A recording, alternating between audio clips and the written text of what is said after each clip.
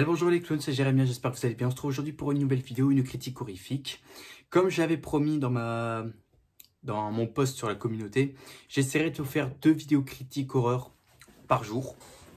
Enfin, par soir, tous les jours, quand j'aurai du temps. Et si j'ai du temps, bien évidemment, il y aura 2 vidéos pour cette semaine, notamment aujourd'hui. Et les autres jours, j'essaierai si j'ai le temps et si je suis disponible, parce qu'il se pourrait que je bouge et que je sois beaucoup occupé.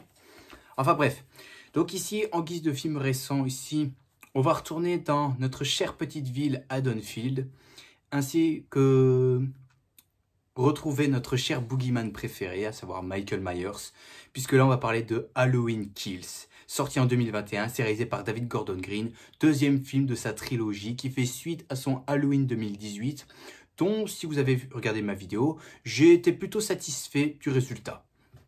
Alors, Halloween Kills, qu'est-ce que ça raconte? En gros, c'est la suite du premier. On retrouve la famille de Laurie qui emmène celle-ci à l'hôpital après qu'elle a mis le feu à sa maison en laissant Michael à l'intérieur. Mais bien évidemment, s'il y a un nouveau film Halloween, c'est que Michael a survécu. Bien évidemment, il a survécu aux flammes et compte en profiter pour foutre le bordel, encore une fois, dans la ville. Sauf que cette fois, il y aura des anciens personnages qui vont faire leur retour, à savoir Lindsay, Tommy, on a Marion, donc l'infirmière qui était, on va dire, assistante du docteur Loomis, etc. Et ils vont créer une espèce de groupe, une espèce d'armée pour contrer Michael Myers, car ils en ont marre qu'au quoi celui-ci inspire à la terreur à Haddonfield. Donc voilà à peu près pour le synopsis. Ma relation avec ce film, on va dire que c'était une relation assez difficile. Je suis allé le voir à sa sortie. Quand je suis ressorti de la salle, j'avais comment dire, j'étais pas vraiment déçu. On va dire que j'avais un goût assez amer pour ce film-là, on va dire. J'avais un goût assez amer parce que il y a un coup j'aime pas, puis il y a ce qui va pas, puis après il n'y va plus, puis ça va encore, mais ça ne va plus encore. J'avais un goût assez amer en fait. On va dire que j'étais pas spécialement fan du film quand je suis sorti. Je l'attendais beaucoup puisque le Halloween 2018 m'avait beaucoup plu. Je l'attendais beaucoup. Mais en sortant, j'étais un petit peu déçu. Et bien évidemment, j'ai laissé passer un peu le temps jusqu'à sa sortie DVD Blu-ray. Parce que bien évidemment, quitte à faire la saga Halloween en collection DVD, autant l'avoir entièrement en fait. Donc j'ai acheté le Blu-ray. J'ai dû le remater 3-4 fois pour être sûr que je n'ai rien loupé. Parce qu'il y a pas mal de choses à dire sur Halloween Kills. Et puis je crois que c'est bon, j'ai fait le compte et voilà quoi. Et mon avis sur le film reste un peu amer si vous voyez ce que je veux dire. Bref, on va y aller parce que j'ai beaucoup de choses à dire sur Halloween Kills. On va commencer par les points positifs.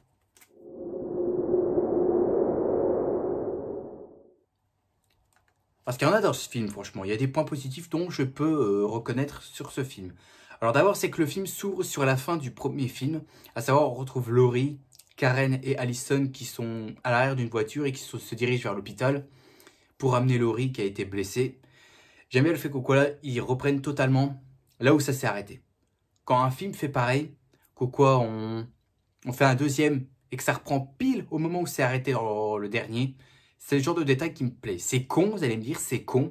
Moi, ça me plaît. Ça me plaît et la plupart des gens plaît aussi, donc c'était déjà une très bonne chose.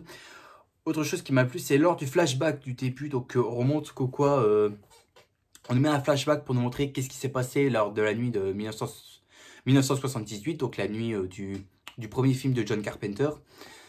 À un moment, on revoit le docteur Loomis, et alors là, c'est réussi. Ceux qui vont demander est-ce que c'est Donald Pleasence, pas du tout, parce que l'acteur est mort.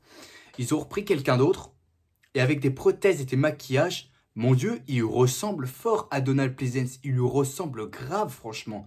Au départ, je me suis dit, est-ce que c'est de la retcon quand même, mais je me suis dit, est-ce que c'est rajouté en post-prod ou quoi que ce soit? Au final, non. Je me suis renseigné. Ils ont vraiment pris quelqu'un, ils ont mis des prothèses et des maquillages pour qu'il ressemble fort au Dr Loomis des films classiques de Halloween. Et franchement, la ressemblance, elle est forte, franchement. La ressemblance, elle est ultra forte. Bon, même si on ne le voit pas beaucoup, on ne voit qu'une petite scène, c'est tout. Mais il lui ressemble grave, honnêtement. Il lui ressemble grave au Dr Loomis. Franchement, chapeau bas, j'ai envie de dire. Ce qui fait un point positif pour ce film-là, c'est qu'au départ, j'avais un peu du mal à le dire. Mais je vais l'admettre quand même. C'est que dans ce film-là, Michael Myers, c'est un véritable bulldozer, franchement. Le mec, il tue, il ne s'arrête pas du tout. Il n'a aucune pitié, franchement. Et je crois que c'est dans ce seul film-là, avec ce drop zombie quand même, que là, Michael a le plus grand nombre de meurtres. Je pense que là, c'est 43, si je dis pas de bêtises. Il a un plus grand nombre de meurtres. Et là, c'est incroyable, quoi. Le mec, c'est un véritable bulldozer. Et il y a beaucoup de passages qui m'ont plu avec lui. Notamment quand il tue les espèces de voisins de Laurie, là. Les deux personnes âgées, là. Le passage m'avait plu. Notamment aussi pour... je vais revenir après sur la scène. Bref, Michael, là, c'est un véritable bulldozer dans ce film-là. J'ai adoré, franchement, comment ils l'ont fait. Malgré que... Allez, je vais quand même glisser un point négatif sur lui, c'est que il respecte pas totalement le personnage, parce que normalement, Michael Myers, c'est censé être le croque-mitaine, c'est censé être un fantôme, c'est-à-dire que tu ne le vois pas. Alors que là, il va... il ressemble pas, il n'y a pas vraiment le côté croque-mitaine en lui, on va dire. On va dire que là, c'est juste un bulldozer qui tue. Et voilà, quoi. On peut dire que c'est le seul point négatif que je peux relever sur Michael Myers. Mais le fait que là, il tue plus de monde que dans les autres films, ça me plaît beaucoup. Une scène qui m'a beaucoup plu, c'est quand on le revoit pour la première fois. Il sort, donc c'est dans la maison de Laurie en feu. À un moment, tu as un plan où il sort de la maison avec les flammes derrière et il avance tout doucement avec sa respiration. Oh, j'ai adoré ce moment-là. Je me suis dit, là, Michael Myers, c'est l'incarnation de l'enfer, en fait. Tu as l'impression que là, c'est le démon de l'enfer, c'est-à-dire que c'est le gardien de l'enfer. C'est incroyable. Avec sa lance et tout. Et scène qui suit, c'est que où il massacre tous les pompiers de manière très brutale, franchement. Aucune pitié, il en épargne aucun. Il y va fort, Michael. Il y va fort à cette séquence-là et j'adore, franchement. Cette séquence-là où il massacre tous les pompiers, c'est incroyable. C'est ultra barbare, honnêtement. Et ça, c'est le genre de slasher que j'aime bien. Même si, personnellement, le Michael Myers en étant bulldozer, c'est sympa. Mais le fait qu'il soit tout le temps, ouais. Ensuite, qu'est-ce qu'on peut dire? C'est on a une photographie qui est ultra sublime. Franchement, la photographie est sublime. C'est la même photographie comme dans le Halloween 2018. Mais j'aime beaucoup cette photographie. Elle est assez sombre, assez angoissante et tout. Enfin, c'est à peu près le même argument que j'avais dit. C'est le même argument que je vais sortir comme j'avais dit pour le Halloween 2018. Et ce sera quasi le même pour Halloween Ends. Hein. Donc, ce que j'ai dit sur la photographie dans Halloween 2018, ce sera identique pour les deux autres. Hein. Mais même si je vais la relever, je vais relever quand même. Hein. Mais la photographie est sublime, l'ambiance, il y a quelque chose qui dégage, c'est incroyable. J'aime beaucoup. Il y a deux thématiques qui sont présentes dans ce film-là que j'aime beaucoup. C'est qu'il y a la folie et le chaos qui sont présents. Elles sont présentes toutes les deux, c'est quelque chose qui me plaît beaucoup. Le fait que là, la ville se déchaîne, c'est-à-dire qu'ils s'unissent pour éliminer Michael, ça me plaît beaucoup. Parce que ça rappelle un peu la milice de Halloween 4, le retour de Michael Myers. C'est à peu près la même chose. Par contre, le fait que cette milice-là, c'est quand même un point négatif, mais ça, je vais en reparler après, parce qu'il y a un problème il y a quelque chose qui m'énerve là-dedans. Bref, là, le côté chaotique et la folie sont présents dans ce film-là, ça me plaît beaucoup. Pourquoi les gens pètent un câble parce qu'ils en ont marre de ce que Michael inspire la terreur sur Haddonfield. On nous l'a très bien retranscrit. J'aime bien pourquoi là, ils essaient de se défendre un petit peu, en fait. Ils essaient de se défendre un peu. Ça me plaît. Ça me plaît. Le chaos et la folie sont présentes. Et que malgré leur débilité, parce que ça, c'est sûr que là, les personnages là-dedans sont tous débiles. Ils tuent une seule personne. Et là, ils ont provoqué le chaos parce que là, là en une seule séquence, tout le monde s'est transformé en monstre. Vous allez comprendre pourquoi. Je vais en parler dans les points négatifs. Ensuite, on a la musique qui est beaucoup plus sombre, enfin assez sombre, mais très sombre quand même. Notamment le même thème quand il y a le titre. J'aime beaucoup, il y a des petites notes au piano pour représenter le thème de John Carpenter, mais avec des grands chœurs d'église derrière, j'essaierai de vous le mettre en fond. Mais il y a des grands chœurs d'église derrière, j'aime beaucoup, franchement, je pense que c'est le thème de tous les films, des 13 films. Je crois que c'est le thème que j'aime le plus, honnêtement. Le thème de Halloween Kills, j'aime beaucoup, franchement. J'aime beaucoup, il est assez angoissant, très glauque, limite ça peut te glacer le sang et tout, c'est incroyable. Un autre thème qui m'avait plu, c'est quand Michael est sur le point de se faire tabasser par les habitants, genre il est encerclé. À un moment, il s'abaisse pour récupérer son masque. Pareil, il y a un thème ainsi où ça fait des espèces de mini percussions ou quoi que ce soit. Ça me plaît, c'est tu te dis, il va y avoir du sale. Il va se passer quelque chose de très sale, ça va être très brutal, digne d'un film Halloween. Et j'ai qu'une hâte, c'est de voir qu'est-ce que ça va donner sur cette scène-là, avec la musique qui nous a bien donné un petit indice sur ce qui va suivre. Franchement. Mais il n'y a pas que ces deux-là, hein. C'est toute la bande-son, en fait. Toute la bande-son d'Halloween Kills, moi j'aime beaucoup, franchement. Je pense que c'est la bande-son que j'aime le plus de tous les films Halloween. Voilà, je le dis. Voilà, je le pense. Et pour terminer, c'est la scène où Michael se fait attaquer par les habitants. C'est-à-dire que la scène est coupée en deux parties. La première partie, c'est où les habitants se défoulent sur Michael. Limite arrive à le mettre à terre. Mais après, Michael se relève et il les massacre tous. Il les massacre tous, ça j'aime beaucoup. Et c'est là où il y a le plus grand nombre de meurtres. Pour bien présenter Coco, là c'est un bulldozer. Ça me plaît énormément. Malgré que c'est vraiment près, on ne le voit pas de loin pour bien montrer Coco qu'est-ce qu'il coupe ou quoi que ce soit. Mais c'est assez proche pour nous montrer là où la victime se fait poignarder par Michael. Ça me plaît franchement, c'est incroyable quoi, c'est ultra brutal. C'est ultra brutal, t'entends les bruits et tout, t'entends les chling, les bruits de couteau qui tranchent la peau. T'entends presque pas la respiration de Michael, c'est incroyable franchement. Ça te fout une angoisse incroyable franchement, ça te fout une angoisse totale. Et voilà pour les points positifs. Maintenant, je vais devoir être honnête, avec les points négatifs, il y en a un peu plus. Hein.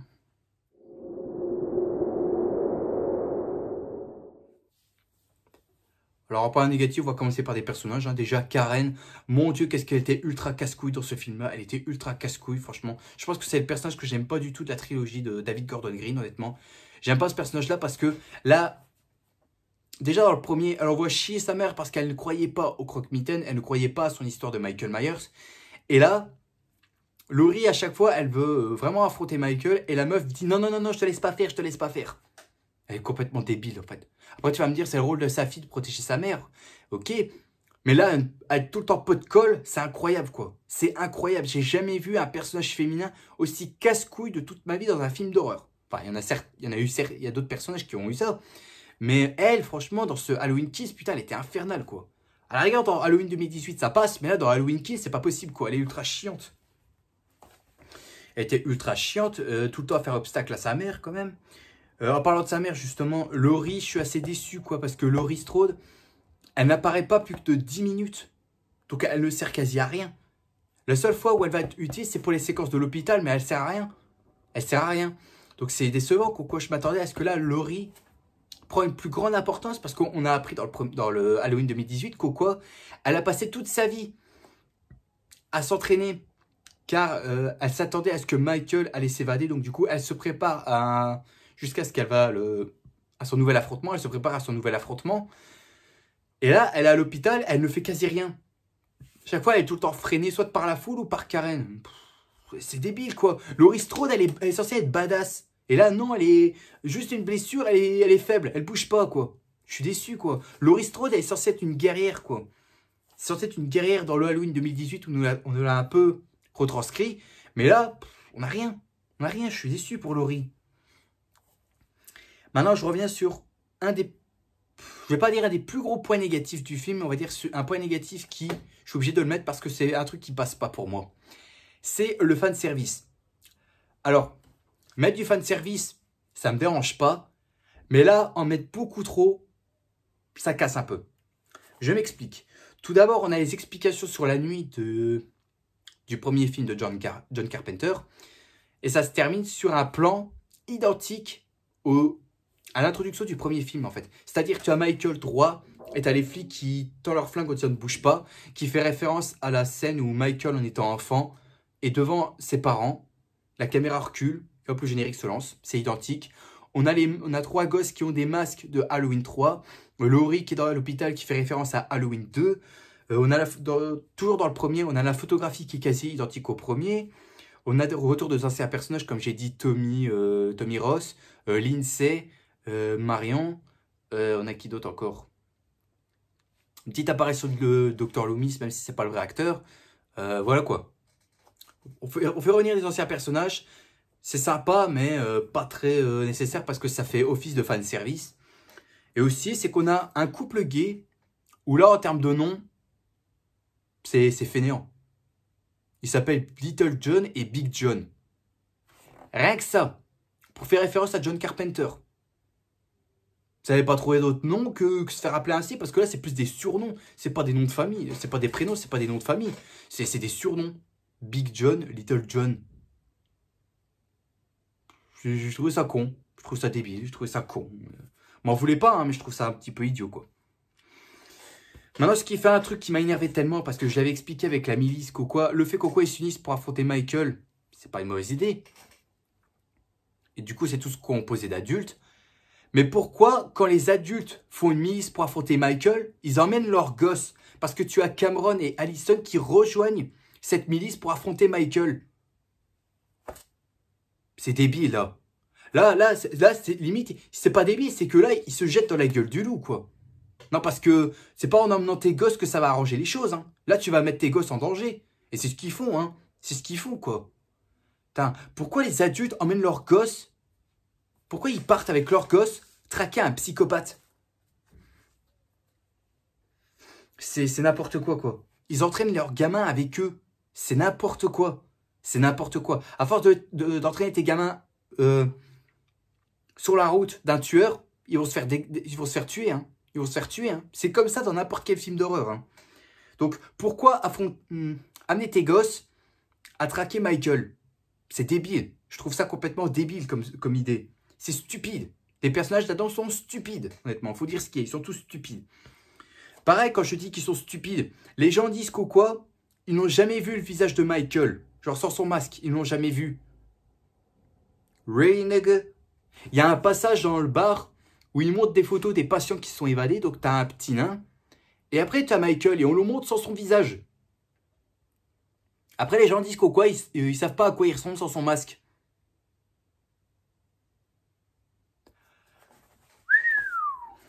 En termes de débilité dans un Halloween, j'ai jamais entendu une connerie pareille, franchement. Hein. J'ai jamais entendu une connerie pareille.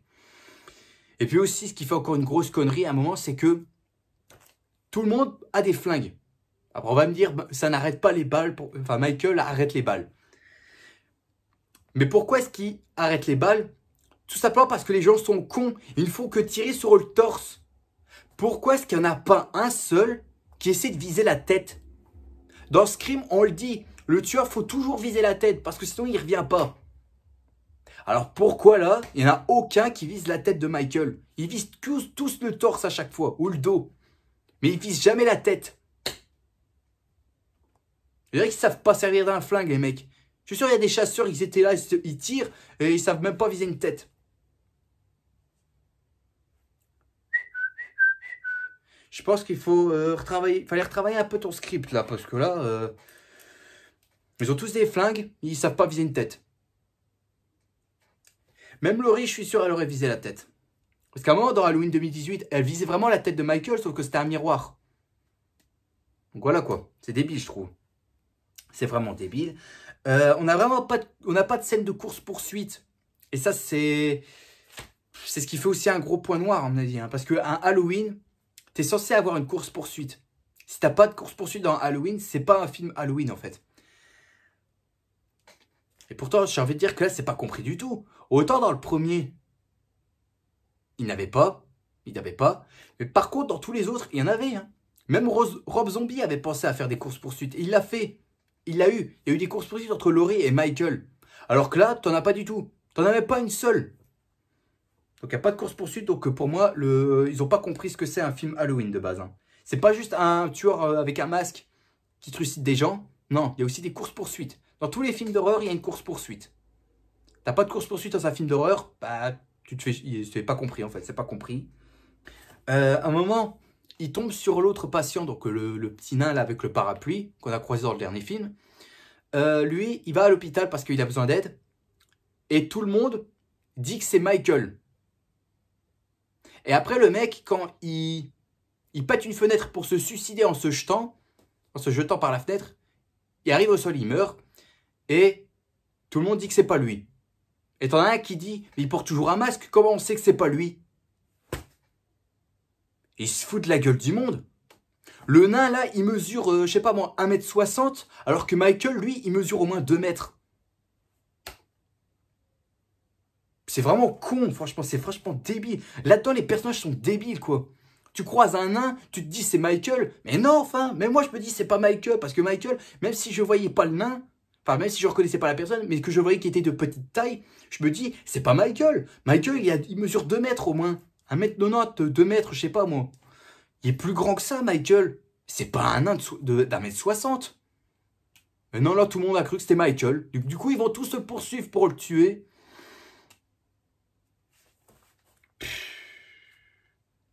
C'est tous des bouffons là-dedans. Hein. Même Laurie, en plus. Même Laurie, à un moment, elle le voit, elle sait que c'est pas lui. Elle sait que c'est pas lui. Et tous les autres, non. À un moment, t'as Laurie qui reste près d'eux, qui dit c'est pas lui, c'est pas lui. Il n'y en a aucun qui entend. Il n'y en a aucun qui entend. Tout le monde court. Court pour le tuer.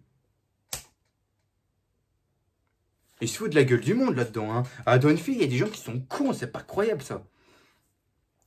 Alors, à un moment, tu as Lindsay, Marion et 2 autres personnes, un couple black. À un moment, ils roulent et tombent sur 3 gosses qui font de la balançoire la nuit.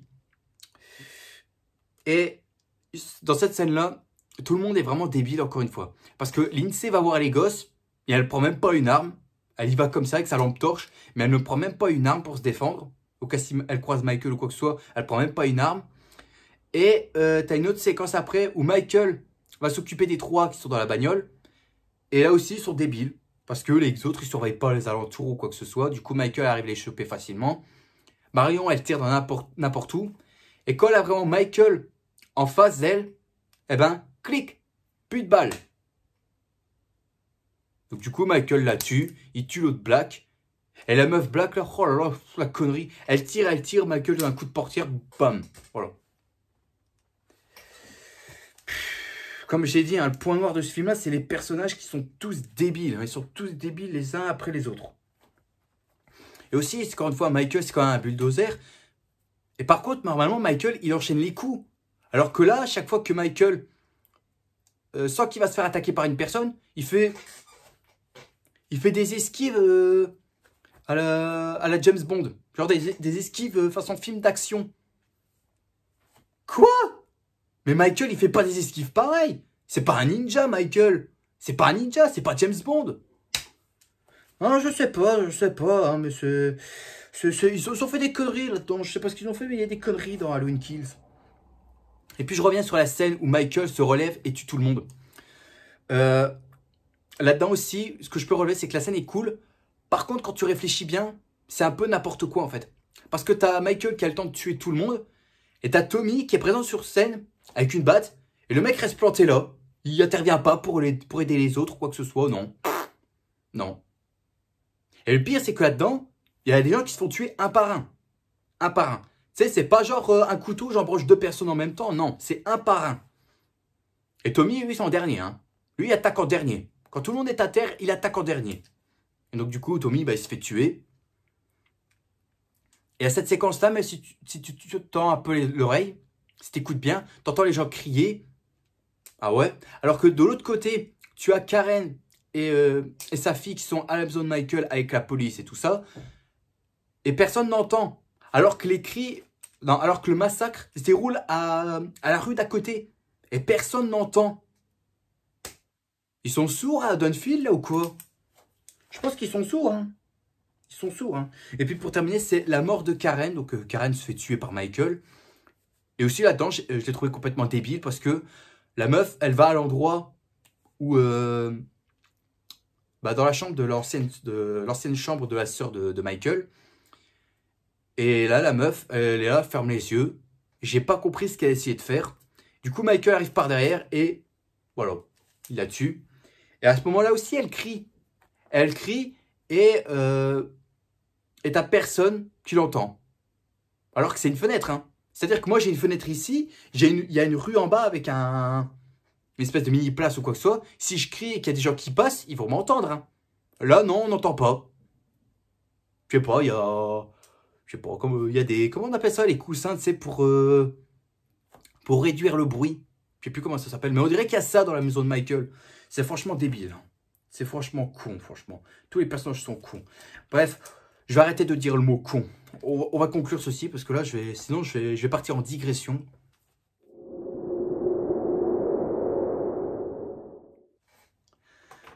Alors, Halloween Kills. De ce que j'ai dit, franchement, c'est un des films dont je suis vraiment en demi-teinte. Franchement, mon avis n'a pas changé sur le film. Franchement, j'ai toujours un avis en demi-teinte. Et certes, il est inférieur comparé au Halloween de John Carpenter et également au Halloween 2018.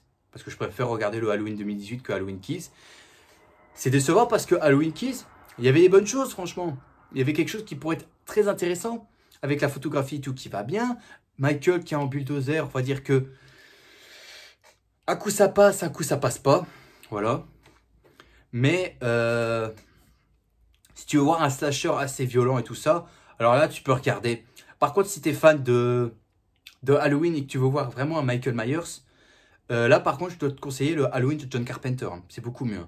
Parce que là, Halloween Kills, on va dire que ça respecte pas totalement le côté croque-mitaine que Michael Myers est censé représenter. Là, c'est plus juste un slasher qui tue n'importe qui. J'ai envie de dire que tu prends ce film-là, tu remplaces Michael Myers par n'importe qui, ça passe crème. Ça passe crème. Donc voilà quoi. Donc Halloween Kills, mon avis n'a pas changé. Je suis toujours en demi-teinte sur ce film-là. Je ne suis pas spécialement fan, honnêtement. Il m'arrive de le revoir par moment, mais je ressors exactement les mêmes critiques et tout. Donc voilà quoi. Bah bref, je vais pas m'étendre plus là-dessus, je vais m'arrêter là de toute façon. Donc la note que je vais mettre à ce Halloween Kills, j'avais hésité, mais j'ai fini par trouver une note qui convient parfaitement, vu que je suis toujours en demi-teinte pour ce film-là. Je lui mets un 11,5 sur 20. 11,5 sur 20, je trouve que c'est la note qui va bien à ce film-là, parce que le film, franchement, je suis en demi-teinte, et qu'avec la longue liste de points négatifs que je vous ai dit, comparé aux points positifs, je me dis, c'est ça. C'est ça, la note correspond bien, est à l'image du film, je trouve. 11,5 sur 20, c'est à l'image du film. Voilà. Voilà, ma critique horrifique est terminée. J'espère à tous que ça vous a plu. Si c'est le cas, mettez un gros like qui me ferait extrêmement plaisir et qui me motiverait bien évidemment à continuer. Aussi, abonnez-vous, parce qu'il y a certains qui regardent mes vidéos qui ne sont pas encore abonnés. Faites attention, je vous ai à l'œil. Et on se retrouvera demain pour une prochaine vidéo. Sur ce, je vous dis à la prochaine. N'oubliez pas le grand big smile, tout ce qui fait plaisir. Profitez de la vie aussi, elle est extrêmement importante. Il ne faut surtout pas la cacher, c'est moi qui vous le dis. Allez, à plus tout le monde. Salut à tous.